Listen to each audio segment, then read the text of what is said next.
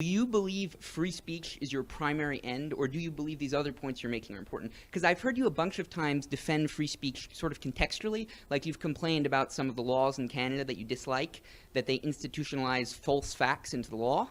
But it seems to me that an absolutist defense of free speech makes no preference as to true or false. The point is that something, you are being forced to say something. It would be as bad as if you were forced to say something that is true, because the point of free speech is that you can say whatever you want, right? No, the point of free speech is so that you can think your way through life without running headlong into a brick wall. But being told to think position A versus position B is just as bad, right? Even if one is true and the other is not. Okay, well, there was a bunch of questions. Yes. Good job, by the way. Well,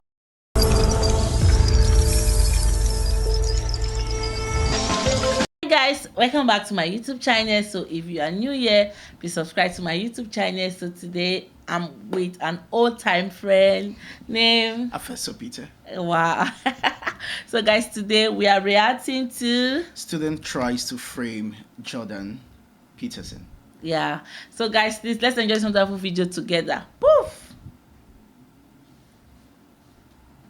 So the idea that I've put thought into this is perhaps an optimistic one, but as you might imagine, you've been a topic of conversation on this campus a lot in the past week or so, certainly among a lot of us who discuss politics. And one of the things that sort of united people who like and dislike a lot of your ideas is that we appreciate your defense of free speech, and we appreciate you coming here to talk about it with us.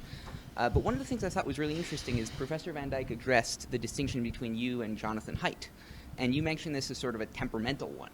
And I think, I'm sure that's true to some extent, but I noticed you've made a lot of more sort of substantively inflammatory claims. Like in the course of this lecture, you called the authors of Facebook posts demons and totalitarians.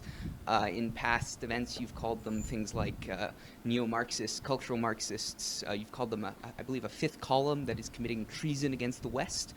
And it seems to me this is more than temperamental. This is a substantive difference. And it's another, a substantive difference, and, yes. And another thing you've done is that, unlike Haidt, you have a more sort of comprehensive political program.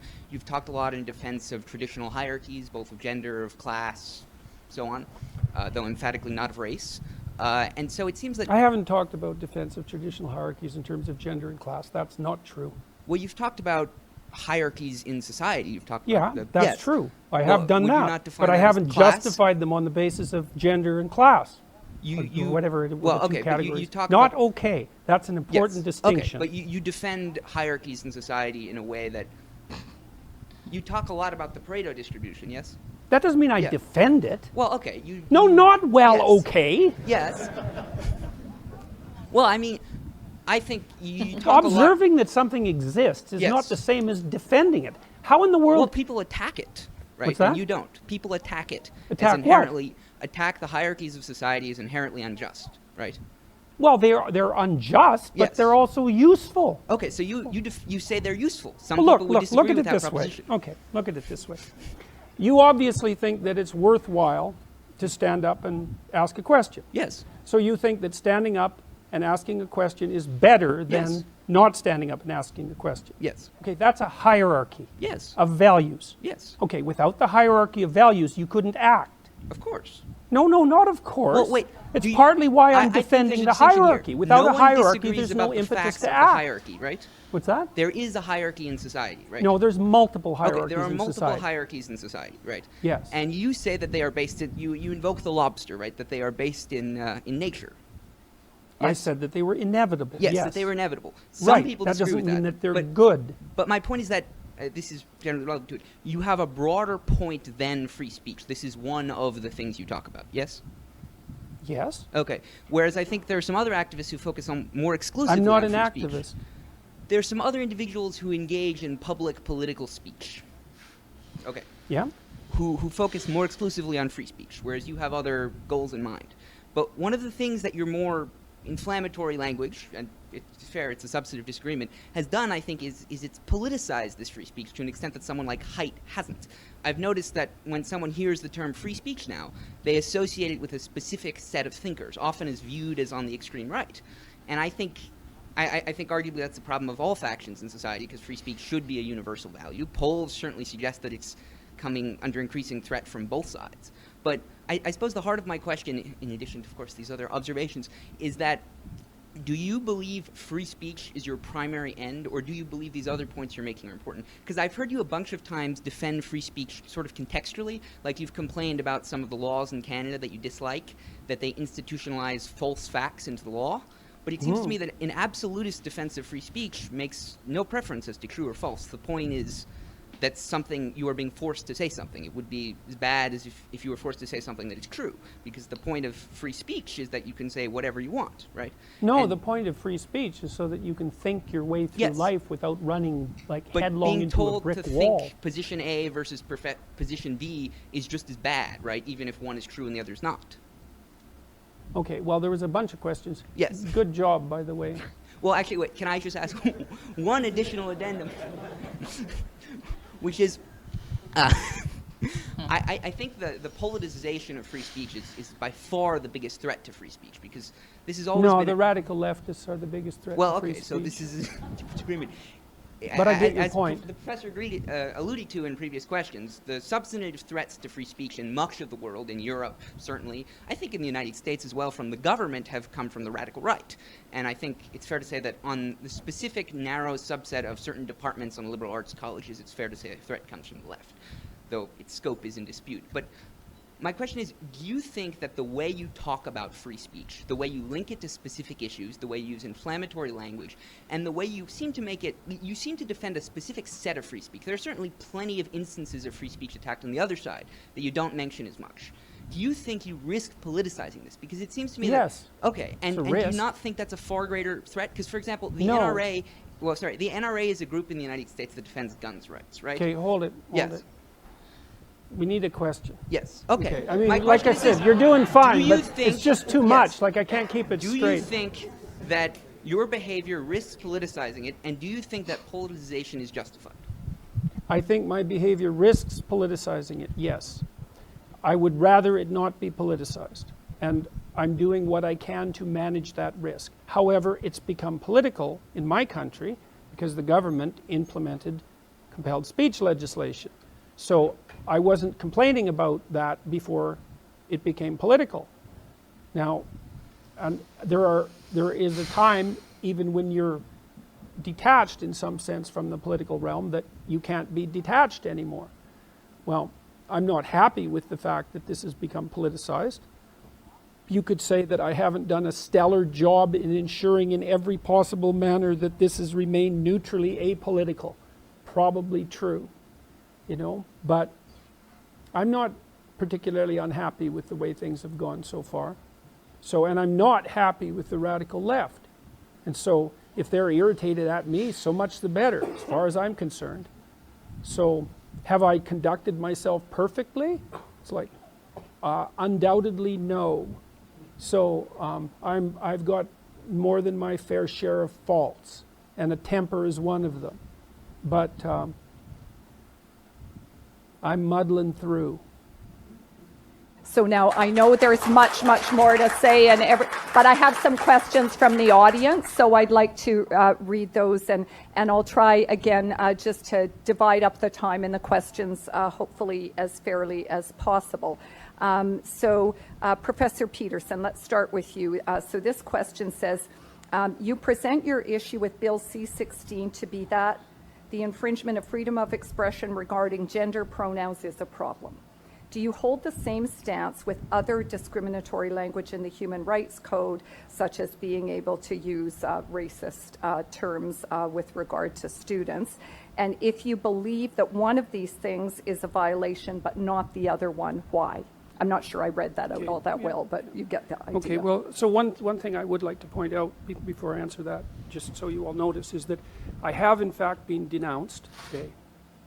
And what I am saying has in fact been described as hate propaganda. So one thing I'd like to suggest to you, every single person in the audience, you're next. So keep it in mind. All right, so with regards to the question, well, first of all, I don't think that these issues are the same. I don't think they're the same at all. I mean, I've been thinking about the pronoun thing, because one of the things that people, it put me back on my heels for a while, because the claim was basically, well, it's something like, why doesn't the mean professor just play nice? And and respect people by using their pronouns. And it took me like 3 weeks to unpack that, because who gets questioned about pronoun use? I don't know why the hell I use the pronouns I use. I use them because they're part of the language. I use he and she because that's what everyone uses. And so then I had to think about, well, why do we in fact use pronouns? And we use them in part for the same reason that we use other categories, and that's to simplify the world for functional purposes, roughly speaking. But then I was thinking, well, is the use of he and she a mark of respect? And the answer to that is, well, no, it's not a mark of respect. It can't be a mark of respect. What you call 4 billion people can't be a mark of respect, right? It's a mark of basic categorization. And so then the claim comes up, well, if someone wants you to use a particular pronoun, then you're disrespecting them if you don't. It's like, okay, let's think that through a bit. Well, that assumes that when I'm using he or she for people in normal parlance, that I'm actually indicating my respect for them. And that's not true. It's like, if I don't know you, I classify you generically, and basically I classify you in terms of how you present yourself publicly. I suppose that's your gender expression. And then I nail you with whatever pronoun seems to fit. It has nothing to do with respect. And besides that, you bloody well don't get to demand my respect. Why should you? I mean, it's not like I respect everyone. That's a foolish thing to do. You respect people who are respectable. You make value distinctions between people, and that doesn't mean you illegally discriminate against them. Those aren't the same thing. But I'm all for value judgments. If you don't buy value judgments, then why bother learning anything? Why bother doing anything? Why go from one point in your life to another if the next point isn't better in some manner? So don't tell me that I'm not respecting people when I don't use their gendered pronouns. And the other thing is, I don't buy this whole idea that the people who are putting this legislation forward are valid representatives of the trans community. That's what they say they are. We have mechanisms for deciding whether someone's a valid representative of a community, and that generally involves democratic voting. I've received at least 20 letters from transsexual people who are on my side, and by the way, 0 from others, believe it or not, who are perfectly happy with the idea of gendered pronouns. It's just they want to be the other one. Now, you can have a discussion about that, and there's lots of things to be said about it, but the idea that this community that's coming out and demanding these rights is somehow representative of this homogenous oppressed minority, I think is rubbish. Well, that leads us to our next question.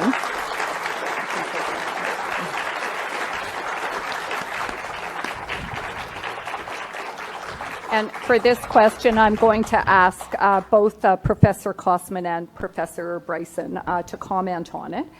So one of the objectives of the transgender and queer rights movement is to enter into public conscience in a way. And this person asks, this can only occur through public conversation.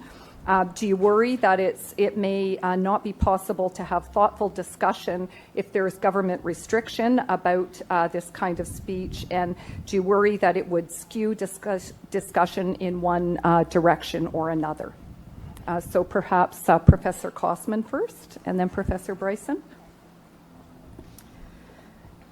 So I've spent a career being concerned about the way in which thoughtful discussion is often shut down.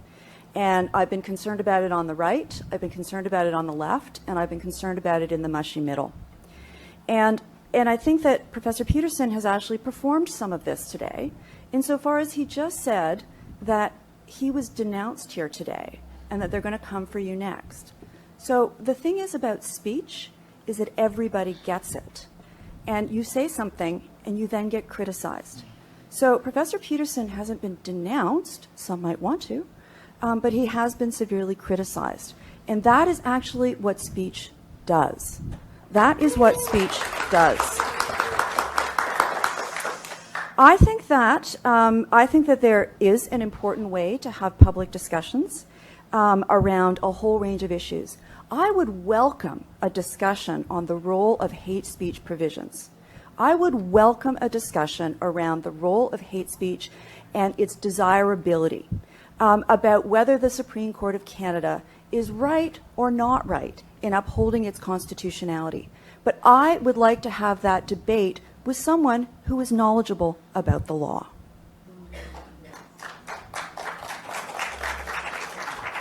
Thank you. And Professor Bryson. One of the big questions that I had to deal with in considering whether or not to accept the very generous offer, invitation of the University of Toronto to come here today would be the impact of this event on trans and gender non-binary people, specifically at the University of Toronto and much more generally. And so, whereas I would say that I recognize practices of peer review, and practices of peer review are not denouncement. Practices of peer review are practices that we utilize to make assessments about knowledge claims, whereas I would fully appreciate being able to enter into a discussion about gender and gender identity and issues around trans culture as a means of practicing peer review. I think the difficulty that we've had, and we've managed to reproduce this difficulty here today, characterized just now by Dr. Peterson as simplifying the world for functional purposes. Simplifying the world for functional purposes is not what I recognize to be academic practice. This is not how we relate to knowledge. And so I think that there's a concern when we don't subject claims that are being made as knowledge claims by people who carry titles at great Canadian universities, when we don't treat those knowledge claims in the same way that we would in any other field. And when they're knowledge claims made about members of minority groups, embattled, vulnerable, marginalized members of minority groups, then I think that we all need to be very concerned about how it is that we're changing what we think we do in the university, which is supposed to be about the advancement of knowledge and excellence. Thank you.